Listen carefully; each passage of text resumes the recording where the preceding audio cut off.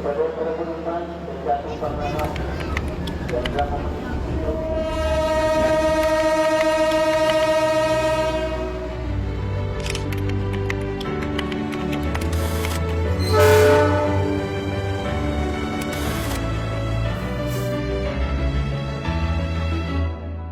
kebun teh, kita lanjutkan perjalanan menuju stasiun Sukabumi. Di stasiun ini, kita masih bisa melihat sisa-sisa teknologi yang terbilang maju pada zamannya, mengingat saat itu kereta api sangat diandalkan untuk mengangkut hasil perkebunan di Priangan.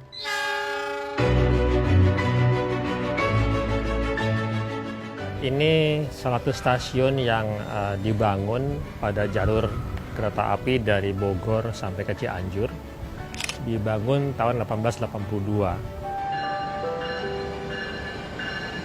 Material besi rel yang digunakan di Priangan semuanya didatangkan langsung dari Eropa. Terus ini tertulis Krupp 1890. Artinya batang rel ini dibuat oleh pabrikan Krupp di Jerman pada tahun 1890.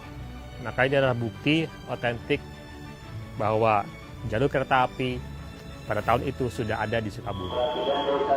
Ada juga turntable atau alat pemutar lokomotif yang dulunya digunakan untuk memutar arah lokomotif 180 derajat.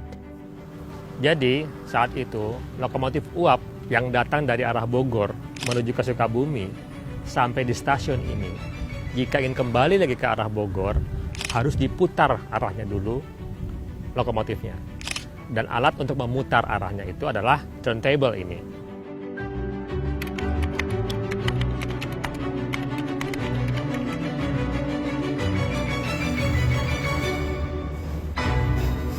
Rekam jejak teknologi perkereta-apian berikutnya dapat kita tapaki di stasiun Lampegan, 3 stasiun dari stasiun Sukabumi menuju Cianjur. Teknologi itu berwujud terowongan kereta pertama di Hindia Belanda. Kita berada di Lampegan, sebuah terowongan pertama di Hindia Belanda yang dibangun antara tahun 1879 hingga 1882. Terowongan ini saat ini terletak tepat di perbatasan antara Sukabumi dan Cianjur. Dulu, lokasi ini adalah lokasi yang paling sulit pada saat pembangunan jalur kereta api dari Sukabumi menuju Cianjur. Mengapa sulit? Karena di tempat inilah mereka menemukan sebuah bukit yang mau tidak mau harus ditembus atau digali. Batuannya cukup keras, sebagian lagi batuannya terlalu lunak. Sehingga ada yang digali, ada juga yang dikupas, gitu ya. Dan tentu saja menjadi sangat sulit karena mereka saat itu belum pernah sama sekali punya pengalaman bagaimana membangun sebuah terowongan di Hindia Belanda.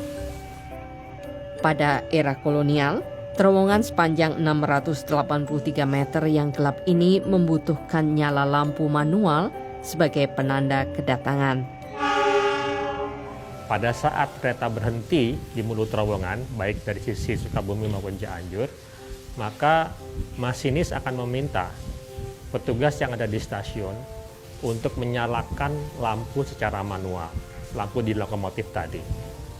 Kode teriakan dari petugas yang ada di stasiun saat itu, pada saat selesai menyalakan lampu adalah "Lampegan".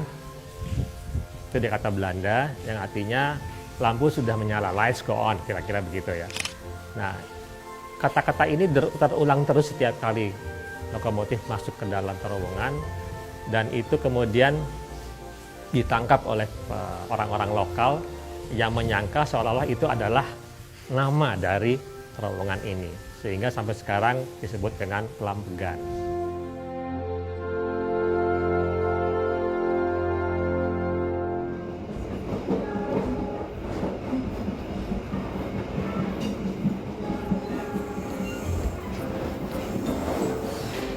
Kita tiba di tujuan akhir kita di stasiun Cianjur.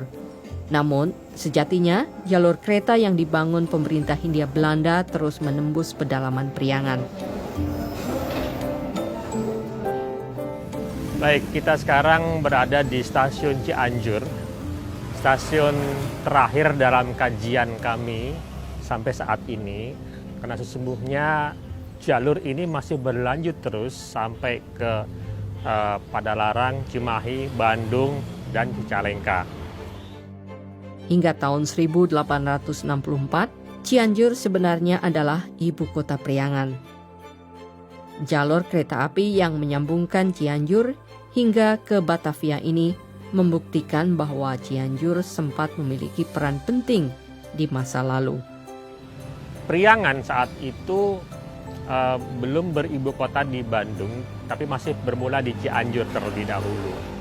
Setelah sekian waktu, pemerintah kolonial memindahkan ibu kota Priangan dari Cianjur ke Bandung. Tentu saja ini akan mengurangi atau waktu itu mengurangi peran dari Cianjur sebagai sebuah kota dan sebagai sebuah bagian dari jalur kereta api.